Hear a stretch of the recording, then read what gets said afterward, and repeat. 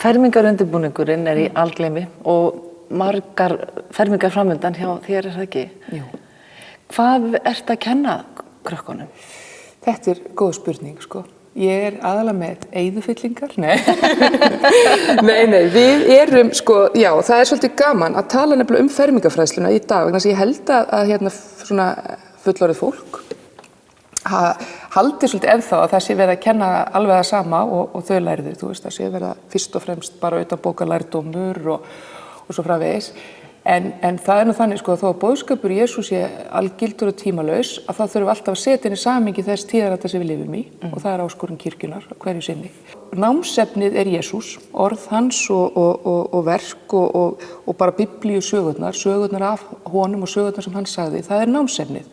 Svo tengjum við inn í, sko, það líf og þann tíðaranda sem að krakkarnir lifa í, sem þýðir það, við erum að tala hluti eins og samskipti kynjanna og kynlíf og við erum að tala sko ástina og við erum að tala jafnvel ofbeldi og við erum að tala svona sko hluti eins og bara fyrirgefningu, þú veist, hvað fyrirgefning, hvað sagði Jesús fyrirgefninguna, getum við fyrirgefið allt, þú veist, svona pælingar sem við erum að fara yfir, sko, og þá kannski komum við mitt inn á hluti, mjög viðkoma hluti, eins og ofbeldi eða kynferðislegt ofbeldi og annað, þetta hægt að fyrirgefa allt í þeim, sko, málum og hérna þurfum við ekki að skoða þetta, sko, í okkar, sko, í þessu samhengi sem við lifum í dag og hérna vegna þess að það sem kannski þó svo að sko kærleikurinn sé eilífur, að það kannski það sem að þótti sko kærleikur fyrir 50 árum kannski meðvirkni í dag og jafnvel þöggun.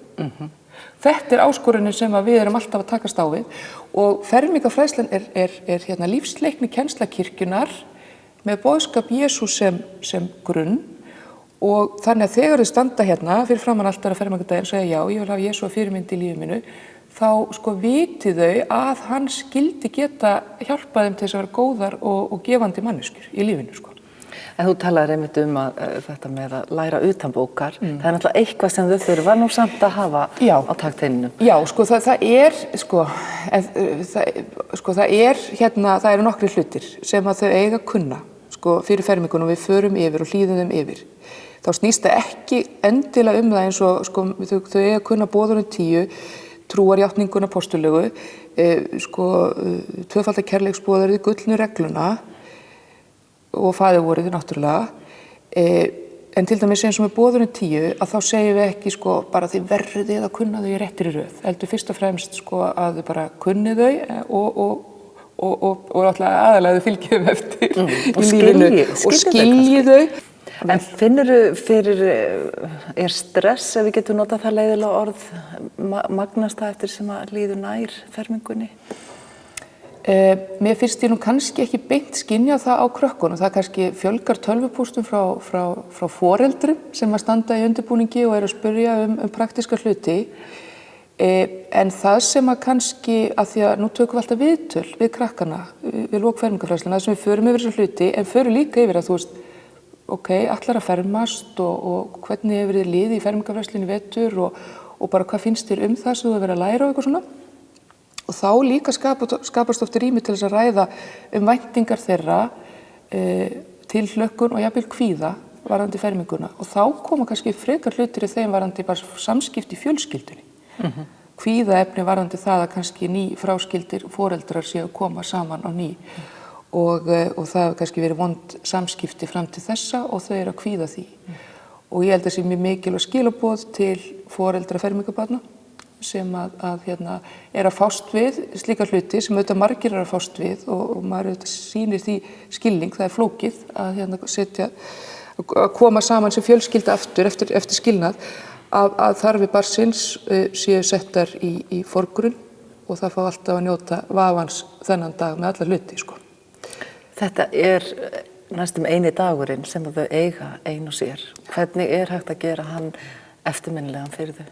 Jú, einmitt akkurat með þessu að vanda sig, setja sínar tilfinningar, neikvæðar tilfinningar til hliðar og bara geyma þær. Og síðan það að eiga samtal náttúrulega við þau hvað þau vilja og Og sko eins og þetta, ég þekki fólk sem að spurði sko fermingabarnið sitt, mann eftir fyrir nokkrum ára þegar mér var boðið í veisluna, mér varst það svo fyndið í koma, þá var bara að vera að grilla hamborgara og djúpsteikja sko franskar. Og hún var bara svona, já, ok, aldrei komið svona veislu áður. Og þá hefði þau bara spurt hana, þú veist, hvað langar þið að hafa, þú veist, ef þú mættir alveg ráðið inn, þetta hamborgar og franskar.